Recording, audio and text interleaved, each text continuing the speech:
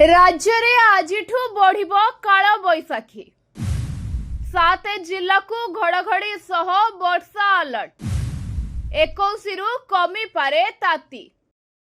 हाँ आज्ञा 21 तारीख रे राज्यर प्राय सबुठी तापमात्रा 2 डिग्री जाए कमिब। 24 रे उपकूल और संलग्न केंद्रीय ओडिशा रे 3 डिग्री रु अधिक कमिब। 25 रु पश्चिम ओडिशा रे 3 डिग्री रु अधिक कमी पारे।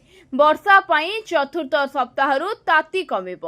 ताती कमिब सत किंतु गुळुगुळी रु त्राही मिलिबनी। वरिष्ठ कृषि पाणीपाग विशारद प्रोफेसर सुरेंद्रनाथ पशुपालक एभली पूर्वानुमान करिसंती।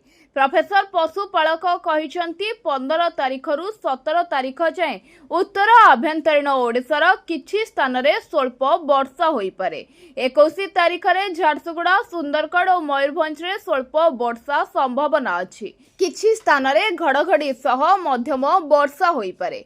21 रु 24 तारीख जाए उपकूल ओडिशा 24 रे पश्चिम ओडिशा को छाड़ी अन्य स्थान रे वर्षा संभावना रही। 25 और 26 रे दक्षिण ओडिशा रे प्राक मौसुमी वर्षा होई पारे बोली से कहिसंती।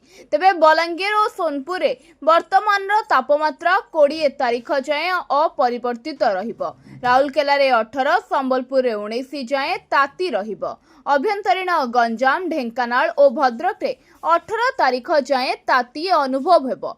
20 तारीख जाए भुवनेश्वर तापमात्रा 36 डिग्री तले रहिबो बोली प्रोफेसर पशुपालक आकलन करिसंती। पाणीपाग विभागर पूर्वानुमान कहुछि गुरुवार मालकानगिरी कोरापुट नवरंगपुर रायगड़ा गजपति गंजाम और मयूरभंज रे घड़घड़ी सह वर्षा होई पारे। पवनर झटका 40 रु 50 किलोमीटर छुई पारे। शुक्रवार और शनिवार मध्य काल बैशाखी प्रभाव रे वर्षा होई पारे। Bureau report ONT news.